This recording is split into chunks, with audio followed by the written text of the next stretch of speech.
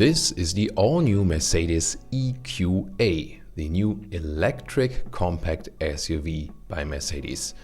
Actually shares the same platform like the other compact Mercedes, so it also has the very same wheelbase, just like the Mercedes GLA. And indeed you could say it is somewhat like an electrified GLA. Let's take a look together at the details in exterior, interior, and of course the electric technology.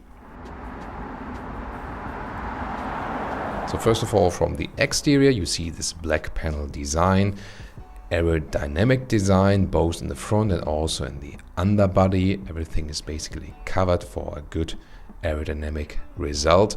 Also there are aerodynamic wheels. They range from 18 to 20 inch. And you still have somewhat of a soft off-road character, 20 centimeters or 8 inches of ground clearance. And also in the rear you see this LED light strip going all around the vehicle. Indeed it is similar once again to the GLA, but adds this special EQ styling also, as we have seen with the, when you compare GLC to the EQC. The same here, GLA versus EQA. And the EQA 250, this is the entry-level engine or motor, we have to say here, electric motor. So the EQA 250 means 190 horsepower front-wheel drive. 8.9 seconds is the acceleration figure to 1 kilometers or 62 miles an hour. Maximum speed is 160 kilometers an hour or 100 miles per hour. Later on there will also be stronger motors and also all-wheel drive, so that you have one electric motor in the front, one in the rear. So far this one here, the EQA 250, with a promised range of maximum 430 kilometers or 270 miles from a battery with a net capacity of 66.5 kilowatt hours. Charging is 11 kilowatt AC and maximum 100 kilowatt DC via CCS. Pricing wise, by the way, that's quite interesting. If you take a German reference price, 47,000 euros approximately. So it's about 10,000 euros more expensive than the Mercedes GLA. However, also now again the German example, when you have these governmental subsidiaries, it's more or less the same. So actually quite competitive pricing wise, but of course not cheap at all. At least you have already some extra equipment in it.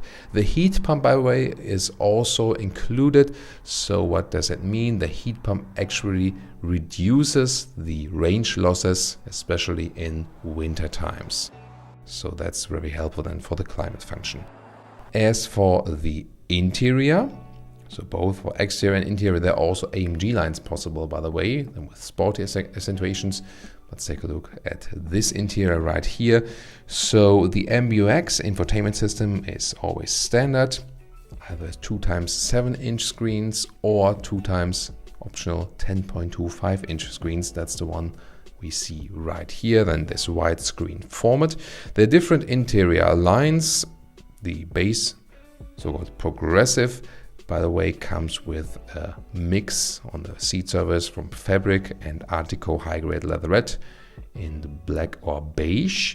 And then you can also get the so-called electric art, where you also have recycled fabric and a gray Artico. That's very cool. And the AMG line with microfiber seats. This one here is the edition 1, and there they use animal skin seats, which is of course not fitting to the Mercedes claim of sustainable luxury. So this is where they are not consistent, yet would have expected something else for their supposed to be sustainable electric vehicle right here. And as for the rear seating, this will also be quite equal to the GLA, and the trunk capacity is 340 to 1,320 liters maximum. So the batteries are placed in the lower bottom of the vehicle. That means it will have a lower center of gravity than the combustion engine models, and supposed to then also have a very sporty driving experience. Really looking forward to that. By the way, the towing capacity is 750 kilograms. With the front-wheel drive model, it will be also more than with the all-wheel drive models. As for driving, well, I already said it will probably be quite sporty because of the lower center of gravity. Also the same with the suspension. Base is a normal C suspension. Always with multi-link here with the EQA, and optionally you can also get an adaptive suspension where you then can pick the driving modes and the suspension also adapts accordingly. Interesting is that recuperation-wise, they rather plan with the so-called D-Auto, so it's an automatic recuperation. What does it mean? So when there's, for example, no car in front of you, the car is just rolling when you lift the throttle. But when there's a car in front of you, or when the GPS data indicate that you will slow down soon because there's an intersection coming or something, or there's a speed restriction or so, then there is recuperation happening automatically when you lift the throttle. I think that's a very intelligent system. We've been testing that system also with the BMWs also recently. That's very cool. As an alternative, you can also go to a manual recuperation mode and then put it in different levels with using the shifting pedals. So what do we have then here as a conclusion? You have somewhat of an electric styling, but it doesn't scream out I'm EV. It's more or less a normal compact SUV, really pretty much similar to the Mercedes GLA, and we've seen different approaches from manufacturers where on the one hand sometimes the electric cars are made really differently, and here it's more or less the same approach which they also went for with the GLC and the EQC.